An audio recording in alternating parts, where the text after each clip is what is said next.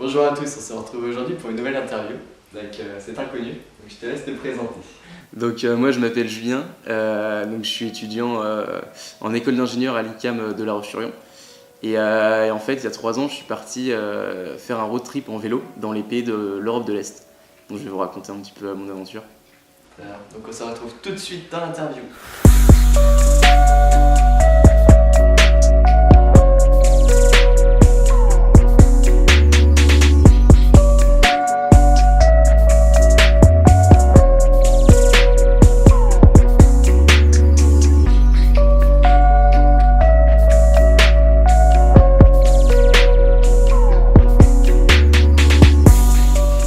Donc Julien, alors déjà raconte-nous comment est venue l'idée de ce projet, de ce voyage. Comment est-ce que vous êtes arrivé à cette idée-là? Vous étiez combien sur le projet au départ? J'ai fait ça avec 2 autres potes de ma classe. Du coup on était 3 à partir. Et c'est à la base c'est pas mon idée. C'est justement un de ses potes qui m'a dit bah écoute cet été moi je partirais bien en vélo machin parce il est fan de vélo. Moi j'ai fait ouais, je suis chaud pour venir avec toi. Même si j'avais jamais vraiment fait de vélo, je suis pas du tout passionné de cyclisme ni rien. Voilà comment c'est venu.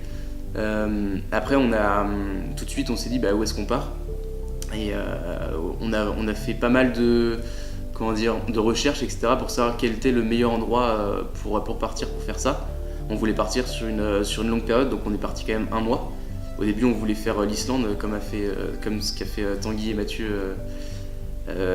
Mais au final, on est parti du coup dans les pays de l'Europe de l'Est tout simplement parce que c'est une destination qui est pas spontanée, on va dire. Tu vas pas forcément tu vas pas forcément passer tes vacances là-bas. On a fait de Prague à Venise, donc en passant par pas mal de pays et de capitales. On a commencé donc par partir de Prague en République tchèque. Ensuite, on est allé jusqu'en Autriche à Vienne. Ensuite, on est allé en Slovaquie. Ensuite, en Hongrie, en Slovénie et on est fini en Italie à Venise. Donc au final, ça fait presque une boucle. Ça fait une boucle en Europe. Parce que, au final, on pourrait dire qu'on a fait plutôt Prague-Budapest, parce qu'on est allé jusqu'à Budapest, c'était notre point le plus à l'est de l'Europe, et on est revenu à Venise. Alors du coup, vous étiez 2? 3. Ouais, c'est ça, sur le projet. Comment est-ce que vous vous entendiez bien à la base? Vous étiez potes ou...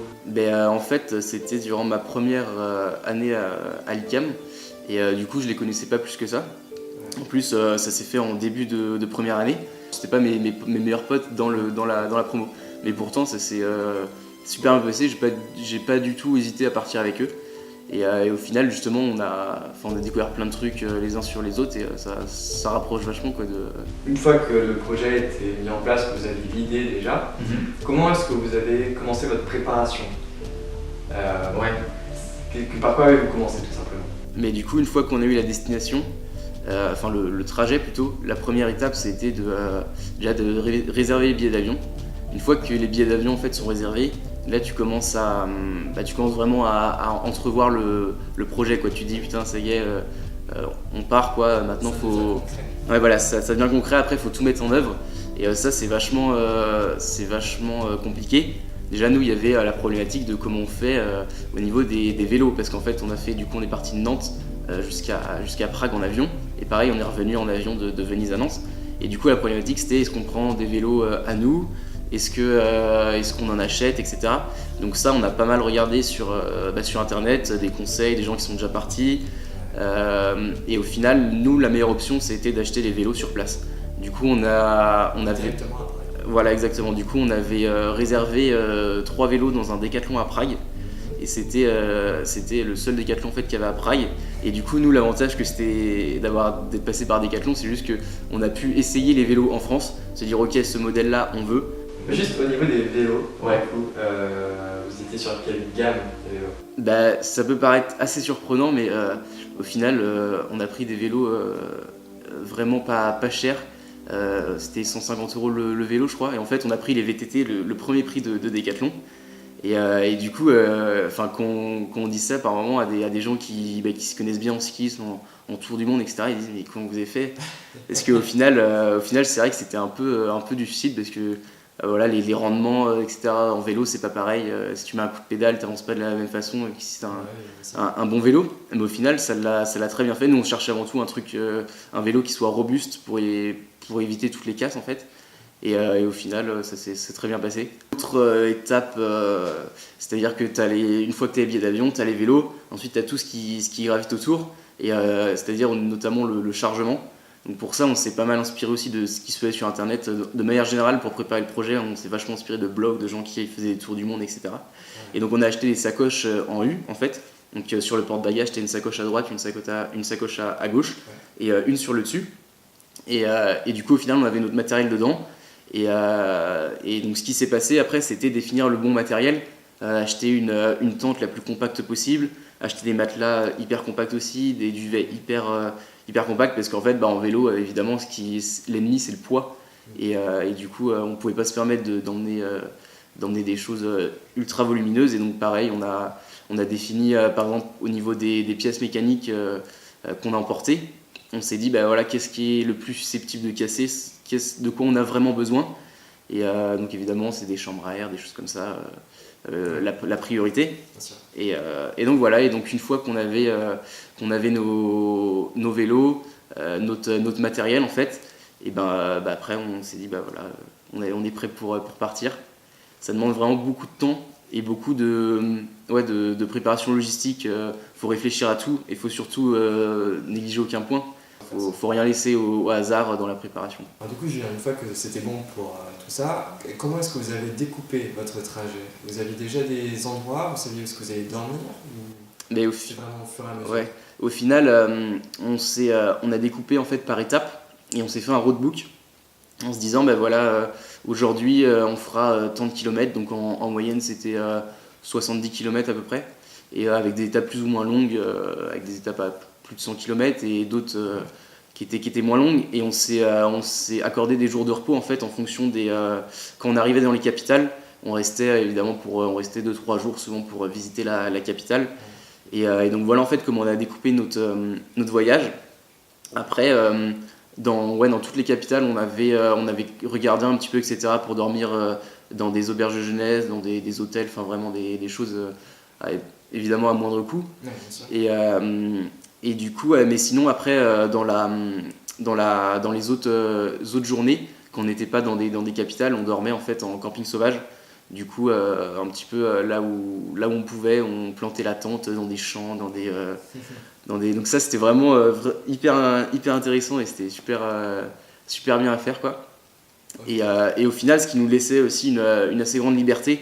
Si un jour on se sentait bien, on pouvait faire aller plus d'étapes que ce qu'on avait prévu, plus de kilomètres, et les autres jours aussi on pouvait couper. En fait on était vachement modulable, on était flexible, on avait juste une date pour arriver dans la prochaine capitale.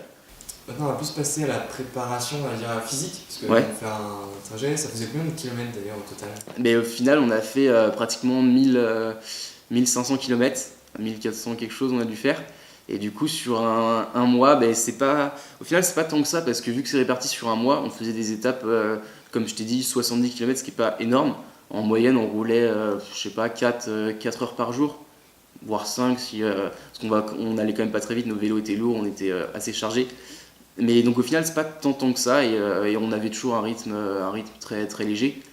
Et donc au niveau de la préparation physique, du coup j'avais mon pote qui avait déjà fait qui fait du cyclisme en club, etc. D'accord. Du coup il nous a pas mal coaché entre guillemets, et donc voilà. Après personnellement moi j'ai jamais trop fait de vélo, donc on a commencé à se préparer en faisant des distances d'un point de vue, c'était croissant.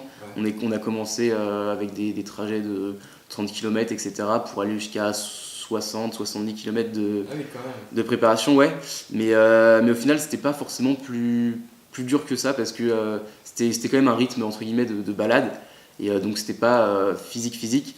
Après, il y a quand même quelque chose où on a eu plus de mal, c'était en Slovénie. En fait, en Slovénie, on a passé une petite partie des Alpes, ouais. Et du coup, on a eu quelques cols Moi je me souviens qu'on a avoir gravi un col de 8 km de long et avec une pente à peu près à 7-8% pendant 8 km. Et là du coup tu pleures. Mais bon, ça s'est bien fait et on prenait notre temps en fait. On n'hésitait pas à s'arrêter quand ça allait pas. Ça c'était vraiment pas mal le fait de pouvoir prendre son temps. Alors juste une petite question, c'est par rapport du coup à ce que tu me disais là, petite journée de préparation avant. Vous avez fait ça combien de temps à l'avance? On a commencé à faire ça, je dirais 2 mois avant de partir. Okay. Mais ouais, vraiment au final, moi je pensais que ça allait être plus dur que ça physiquement. Et donc on s'est préparé et ouais, ça a vraiment bien fait. Okay. Il y a juste en fait le premier jour, on est parti de Prague. En fait, Prague c'est dans une cuvette au niveau de la République tchèque et donc tout autour de Prague ça monte. Et donc je me souviens dès le premier jour en fait on a eu des montées assez conséquentes et le soir j'en pouvais plus mais vraiment et le lendemain matin quand je me suis réveillé j'avais mal aux jambes, j'arrivais même plus à marcher et moi j'ai dit à mes potes mais jamais je remonte sur le vélo, je peux pas et au final ça s'est fait quoi. Mais ouais, moi c'est vraiment le premier jour, j'en pouvais plus. Le premier jour t'as des crampes. Ouais, mais exactement. Et au final en fait, plus tu avances dans le voyage, mieux tu te sens parce que tu commences, ton corps il commence à s'habituer à faire 60-70 km tous les jours.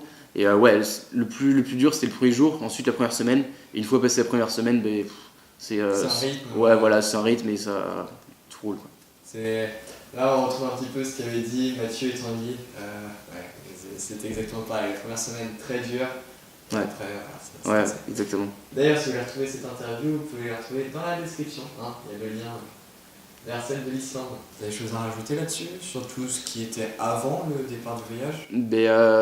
Ce que j'ai à rajouter, ouais, c'est vraiment que ça prend du temps et il faut pas laisser de choses au hasard. Ouais, faut pas négliger cette préparation. Ouais, exactement. Et non, mais ça se fait bien, sinon faut bien réfléchir à tout. Bien penser à tous les petits détails dont tu as besoin, le matériel, surtout pas oublier un truc et tout. Et le mieux, nous on ne l'a pas fait, mais le mieux je pense aussi de faire pour la préparation, c'est de faire une simulation entre guillemets, de partir sur un week-end avec tes potes et justement tu vas faire comme si tu étais pendant le road trip. Et au début on voulait faire les bords de Loire à vélo pendant un week-end et on l'a pas fait, mais c'est vrai que je pense que c'est intéressant à faire. Rien qu'avoir des automatismes pour l'attente, comment tu dors, etc. Ouais. Donc voilà, donc ça c'est vraiment un truc que je conseille aux gens. Si c'était à refaire, je pense que je ferais quelque chose comme ça avant. Ok, j'espère que vous notez bien. Alors du coup on va continuer enchaîner avec le voyage en lui-même. Ouais. Donc alors vous avez commencé par Prague en République tchèque. Donc alors cette première ville, ce premier pays en fait, comment est-ce que vous l'avez vécu? Qu'est-ce qui vous a plu là-bas ou pas? Ouais. Et comment s'est passé le début de l'aventure, tout simplement? Moi Prague je le retiens comme le point de départ de notre périple du coup. Et du coup je me souviens quand on est arrivé, on avait vraiment hâte en fait de prendre la route après. Et je me souviens quand on est arrivé, on s'est dit mais on y est quoi, ça y est, on peut plus reculer. Et donc c'était mais c'est vraiment une belle ville Prague, j'ai bien aimé. Et toute la République tchèque en général, tu sens vraiment que tu es dans des pays de l'Est de l'Europe. Tu as toute cette atmosphère un petit peu de... alors, je sais pas comment qualifier ça, mais tu vois, cette atmosphère t'as la langue déjà qui est pas pareille, l'alphabet c'est pas la même. C'est l'alphabet cyrillique aussi. Ouais, exactement. Ouais. Et du coup, par contre le tchèque, impossible à comprendre. Mais c'était vraiment une belle ville et moi je me souviens que c'était sympa. Après, comme je t'ai dit, on faisait les capitales 2 jours, on restait 2-3 jours dans les capitales. Ouais. Et du coup, Prague, on a vu entre guillemets l'essentiel. On allait aux choses les plus intéressantes, ce qui nous intéressait le plus. Ouais. Mais c'était une belle ville. Je me souviens que ça fait partie des villes que j'ai préférées. Et moi je conseille. Quand je suis rentré, je dis à mes parents la Prague c'est cool et tout. Machin. Ok, très bien. Du coup, après, une fois que vous avez quitté Prague, vous étiez dans la campagne de... Ouais, exactement. C'était comment? En fait, c'était vachement rural, quoi. Un petit peu comme chez nous. T'as des routes, t'as des champs, beaucoup de champs. Et t'as pas mal, par contre, c'est beaucoup plus rural que chez nous. Les villes là-bas, donc Prague c'est la capitale. Déjà pour une capitale c'est pas très grand, c'est une petite capitale. Et après là-bas c'est des petits villages. En fait dans pratiquement tous les pays on a retrouvé ça. C'est des petits villages, des petits hameaux en fait de maisons. Et du coup les gens sont, bah voilà, ils ont encore beaucoup de fermes, il y a beaucoup d'élevage, etc. Enfin c'est vraiment rural, beaucoup plus rural qu'en France. D'accord. Et les Tchécoslovaques? Les Tchèques. Ouais, les Tchèques. Ils sont gentils. Ouais, ils sont gentils. Ils sont toujours prêts à t'aider, tu vois. Et en plus, en fait, au fur et à mesure, tout au long de l'aventure, en fait, on a toujours eu des gens qui voulaient nous aider spontanément. Parce qu'en fait, on était trois mecs, trois Français qui étaient sur leur vélo et tout. Enfin, tu vois, c'était un peu. Les gens venaient vers nous, ils venaient nous. Vous êtes d'où Ils venaient nous demander pourquoi vous faites ça, etc. Tu vois. Et du coup, en fait, le fait d'être en vélo, ça facilite vachement le contact. Et ouais, les Tchèques étaient hyper sympas. Du coup, vous communiquiez en anglais? Ouais, en anglais. Et on est tombé sur quelques personnes qui parlaient français. Mais ouais, en anglais essentiellement. D'accord. Du coup, ça vous a pris combien de temps à peu près de faire Prague Je dirais qu'on a pris un peu moins d'une semaine. Ouais, je dirais 5 jours pour passer à la frontière en Autriche. Ouais. Et du coup, quand on est arrivé à la frontière, déjà, c'était, on a fait un premier pays et tout. C'était vachement fort, tu vois. Ouais. C'était vraiment, vraiment cool. Et du coup, on passe la frontière, on arrive en Autriche.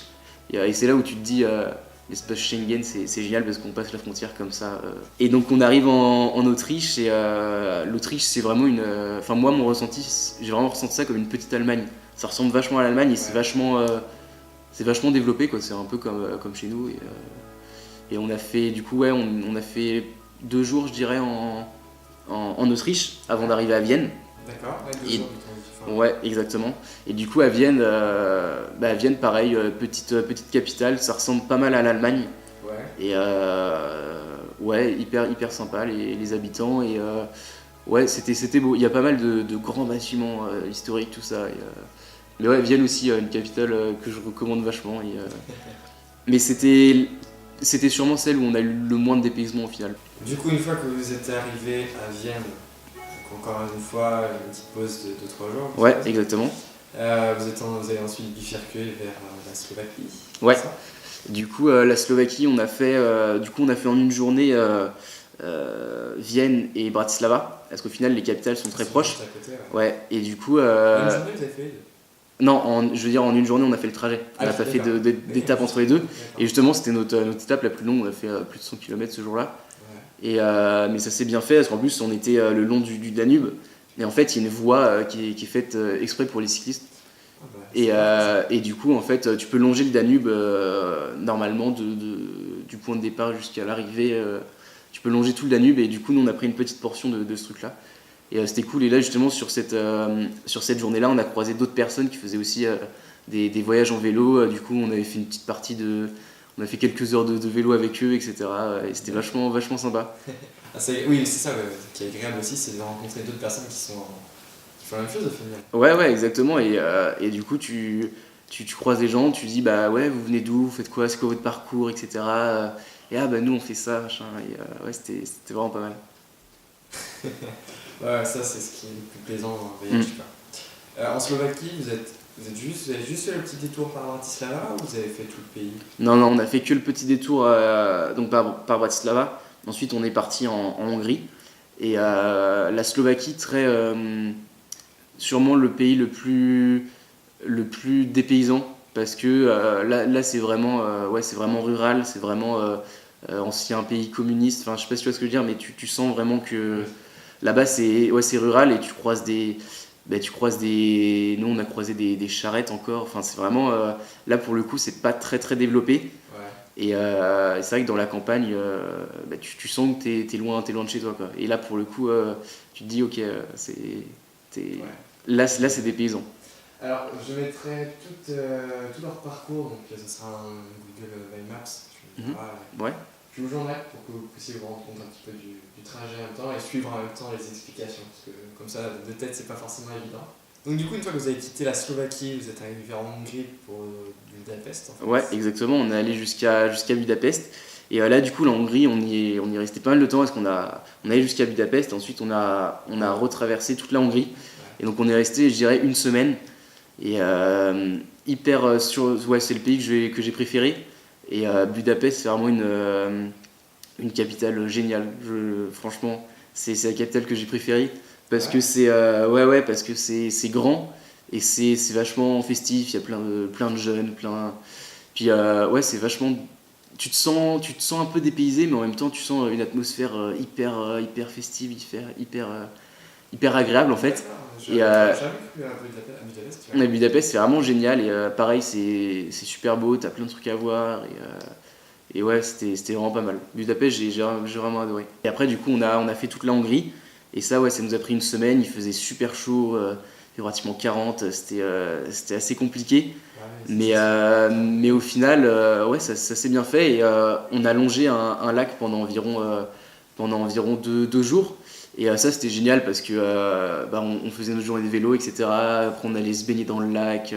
Ça, c'était vraiment c'était vraiment une super partie. Toute la Hongrie, c'était sûrement la meilleure partie. Pour moi, c'était la meilleure partie. Ok. Alors, Hongrie, encore une semaine. Ensuite, vous êtes arrivé en Slovénie. Ouais, du coup, on est arrivé en Slovénie et donc on est allé jusqu'à Ljubljana, la capitale de la Slovénie. La Slovénie, pareil, tu restes un petit peu sur cette atmosphère de pays de l'Est en fait. Par contre, la capitale, ça ressemble vachement à ce qui se fait. Tu sens que c'est beaucoup plus développé que Bratislava, par exemple. C'est beaucoup plus riche aussi, la Slovénie. Ouais, la Slovénie, c'est plus riche et c'est près de l'Italie. Et du coup, au final, ça ressemble vraiment à ce qu'on a par chez nous. Ouais. Mais ouais, hyper bien aussi la Slovénie. Ouais, la Slovénie, ensuite on est arrivé de Hongrie pour passer jusqu'en Slovénie. On a fait du coup, comme je t'ai dit, l'école un peu dans les Alpes. Donc là, c'était une partie assez compliquée. Et on est resté, je dirais, 4-5 jours en Slovénie. Parce qu'au final, on a traversé aussi la Slovénie. Oui, vous avez fait de l'Est à l'Ouest. Ouais, exactement. Mais c'était un pays sympa aussi. Mais moins rural que les autres, du coup. Ok. Niveau des paysages, quand même, en Slovénie, c'est pas violent quand même. Ouais, c'est pas mal. Il y a pas mal de tout ce qui est forêt, il y a des cascades, il y a des trucs vraiment sympas. Et ouais, c'est vrai que c'est. Puis, vu que tu as les montagnes aussi, avec les Alpes, ça donne un côté un peu. Ça donne un petit peu un côté, je sais pas, comme si t'étais je sais pas, au Canada ou un truc comme ça. Et c'est vachement stylé en fait. T'as une atmosphère vraiment avec toutes les forêts et tout. Enfin, c'est pas mal, ouais. Ok. Et du coup, la Slovénie, en fait, au final, vous étiez déjà presque à la fin de votre voyage. Ouais, là, quand on est arrivé en Slovénie, en fait, pour moi, là où on s'est dit, on revient, en fait, on est plus proche de la fin que du début, c'est quand on a quitté la Hongrie et on est revenu en Slovénie. Là, on s'est dit, ouais, il nous restait peut-être une semaine de voyage et on s'est dit vraiment, ouais, là, c'est la fin. Donc tu commences un peu à savourer plus parce que tu te dis putain on est presque au bout et c'est assez étrange parce que par moment quand t'es sur ton vélo t'as envie que ça passe vite, t'as envie de te dire ouais j'aimerais bien rentrer quand même parce qu'un mois c'est long tout ça. Ouais. Et au final plus tu te rapproches de l'arrivée plus tu te dis ouais en fait je resterai bien donc voilà c'était mais ouais là ça commençait à sentir la fin qu'on arrivait en Slovénie. Ouais, d'accord. Au niveau des jambes, ça allait à ce moment-là. Ouais là ça va parce que Elles ont triplé de volume. ouais, mais au final, t'es déjà à ta 3e semaine de voyage et du coup ça se passe bien. Mais heureusement qu'on l'a fait d'ailleurs dans cet ordre-là parce que du coup quand tu commences à entamer l'école, vaut mieux avoir des bonnes jambes bien préparées. Et non mais oui, arrivé à ce moment-là, il n'y a plus de problème et même t'as tous les automatismes. Voilà, tu sais comment organiser ton campement, tu sais comment rouler, enfin tu vois ce que je veux dire. T'es habitué. Ouais, voilà, c'est ça. Et du coup, c'est plus facile, enfin tout devient plus facile quoi. Et du coup, après c'était la fin de l'hiver, Ouais. direction Venise. Ouais, donc pour finir l'Italie, moi le souvenir que j'ai, c'est que quand on arrive en Italie, on est arrivé à Trieste en fait. C'est à côté de la frontière de la Slovénie. Et on est arrivé et on a vu la mer. En fait, on est arrivé sur on était un peu dans les montagnes. On a vu la mer au loin.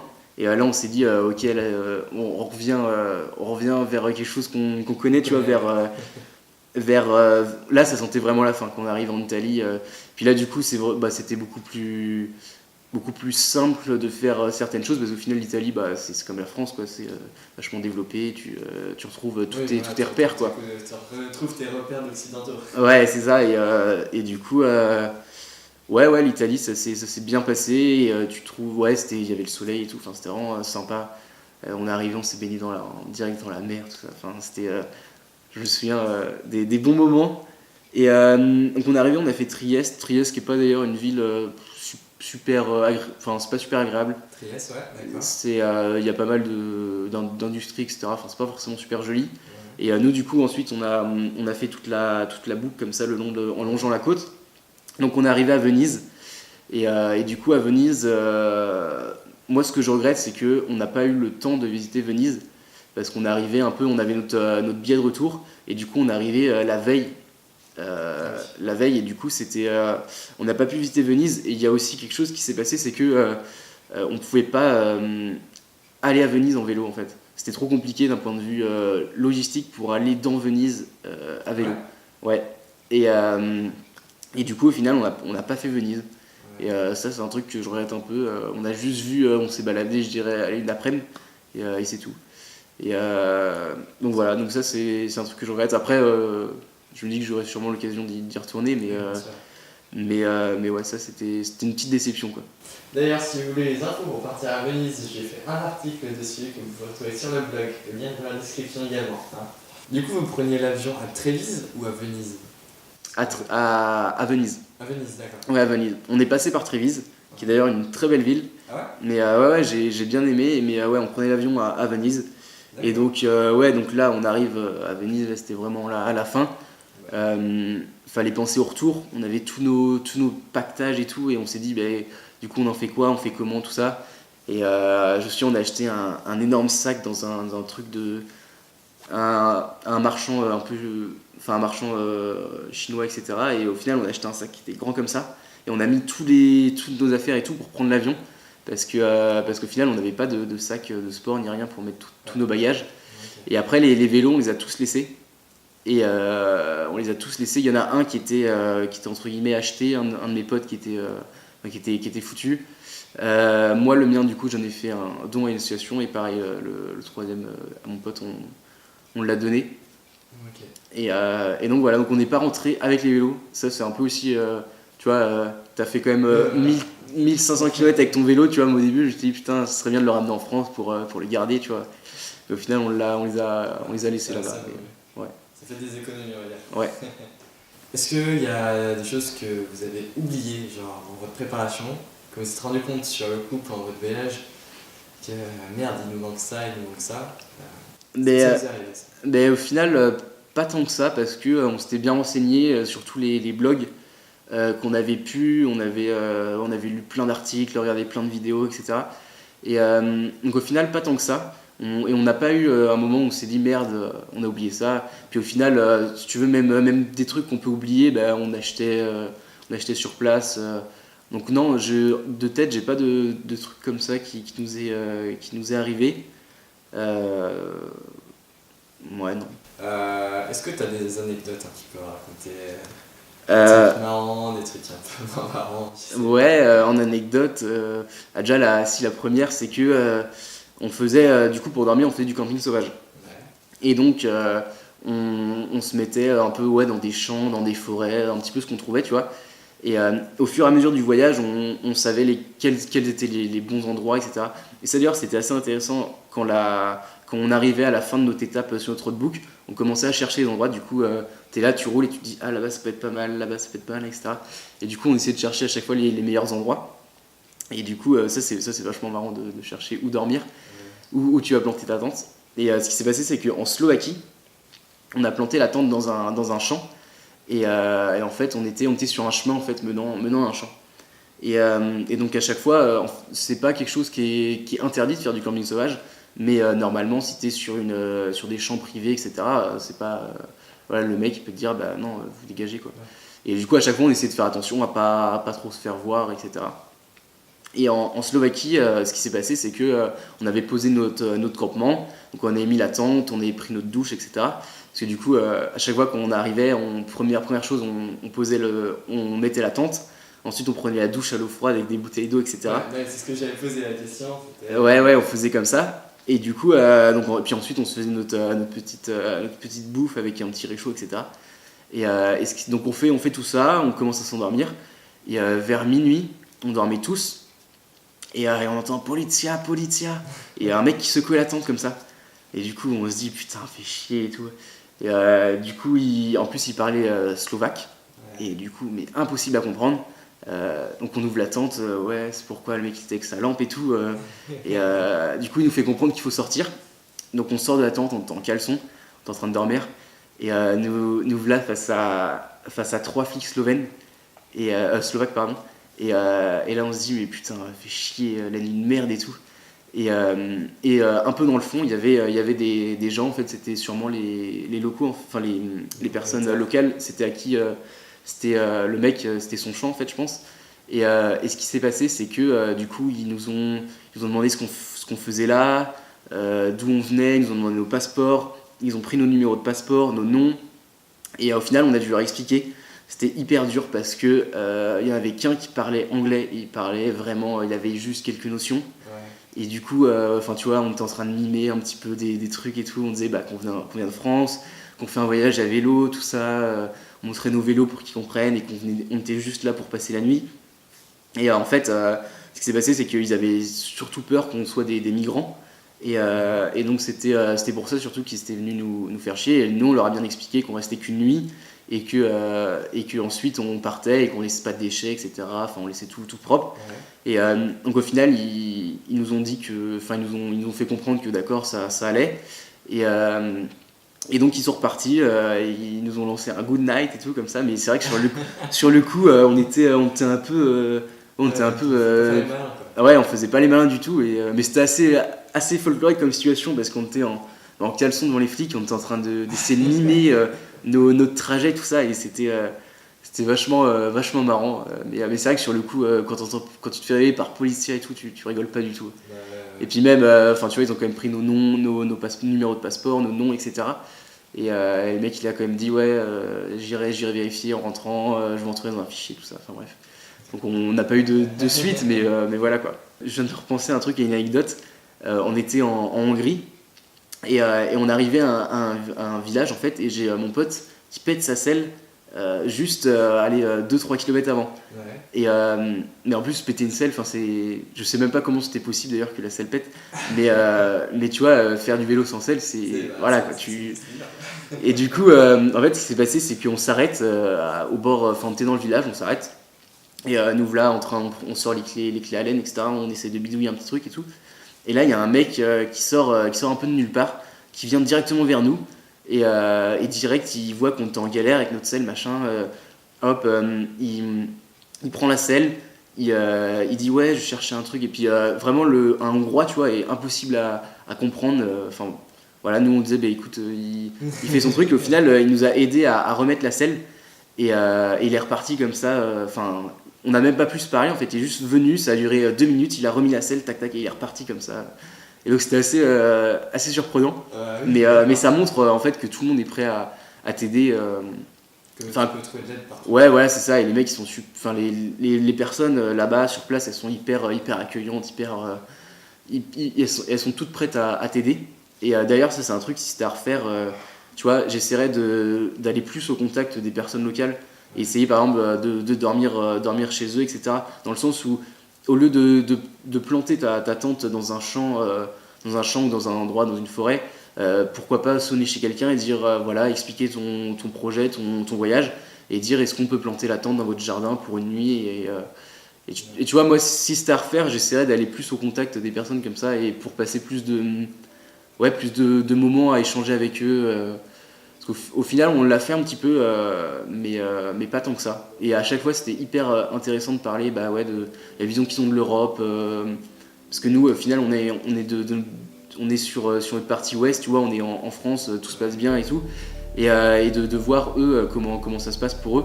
Leur point de vue sur certaines choses. Ouais, exactement. Et ça, c'était à chaque fois qu'on en a parlé, c'était hyper intéressant. Et c'était à refaire. J'essaierai d'aller plus au contact des personnes pour avoir plus ce genre de discussion et savoir leur point de vue, tout ça quoi. Alors du coup, qu'est-ce que tu en retires de ton voyage? Maintenant, ça va faire bientôt 2 ans, 3 ans? Ouais, 3 ans. 3 ans après, qu'est-ce que tu en retires? Mais moi, je suis super content d'avoir fait sur cette destination. Au début, comme je dis, on a pas mal hésité. On voulait aussi faire les pays du Nord, Suède, Norvège, Finlande. Ça aurait été fou aussi et tout. Mais au final, tu vois, j'aurais pas du tout être parti dans les pays de l'Est parce que ça nous a permis de découvrir plein de trucs et de. Tu vois, nous on a vu 6 pays d'un coup entre guillemets. Et du coup, d'un point de vue voyage, c'est super quoi. Moi c'est surtout ça que ce que j'en retiens, c'était le fait de découvrir 6 pays d'un coup, 6 cultures et enfin 6 capitales différentes, enfin tu vois toutes ces choses là et du coup ouais c'était ça en majeure partie. Après tu vois, ça c'est typiquement le type d'aventure que tu fais une fois et quand tu rentres tu te reposes, enfin entre guillemets tu rentres chez toi en France, tu commences à te poser etc. Mais ça revient, t'as toujours en fait l'envie de repartir. Moi, tu vois, j'aimerais bien repartir en vélo comme ça, faire un autre petit voyage, pas forcément un mois, mais même 1-2 semaines. Et du coup, ouais, t'as envie de repartir, quoi, tu vois. Ouais, ça reste. Ouais, exactement. Mais ouais, ça c'était vraiment une très très bonne expérience. Et ouais, moi aussi, ce que j'en retire aussi, c'est le fait de pouvoir se prouver à soi-même que t'es capable de le faire, parce que c'est pas anodin de faire 1500 km comme ça. Et au final, ouais, moi j'avais pas mal d'appréhension sur la préparation physique au début, sur le fait de camper pendant un mois comme ça à l'arrache, enfin tu vois, toutes ces choses-là. Ouais. Et au final, tu te prouves à toi-même que t'es capable de le faire. Et ça, c'est pas mal quand tu rentres, tu vois, t'es vachement fier de ce que t'as fait. Et quand tu le racontes, tu vois, t'es content de dire que t'as réussi. Ouais, c'est sûr, c'est un exploit. Ouais, je dirais pas jusqu'à dire que c'est un exploit, mais c'est un exploit personnel. Ouais, exactement. Et c'est un objectif, tu vois. Enfin, moi, l'objectif, c'était de faire les 1500 km et au final, quand tu les as fait, tu vois, t'es là, putain, ça fait plaisir, quoi, tu vois. Ouais. Ok. Du coup, on se retrouvera bientôt, je pense, pour une prochaine interview. Parce que du coup, tu pars encore. Ouais, je suis en train de préparer du coup le 4L Trophy pour là, février 2018. Et du coup, ouais, je serais peut-être amené à refaire un petit passage pour raconter tout ça. En compagnie de Tanguy. Ouais, exactement, qui part aussi. Et ouais, vous raconter un petit peu comment. Coéquipier d'ailleurs. Ouais. Comment ça se passe, mais ouais, donc pour l'instant je suis sur ce projet là, donc un autre truc, donc voilà. Donc on en saura plus tard. Exactement. Très bien, merci à toi Julien d'être venu et d'avoir répondu à mes petites questions. Ouais, merci à toi. Et si vous avez des questions sur son voyage, des précisions, laissez-les dans les commentaires ou alors vous m'envoyez un mail, je te transmettrai et puis... Ouais, exactement, n'hésitez pas. Bon, très bien, à la prochaine. Ciao.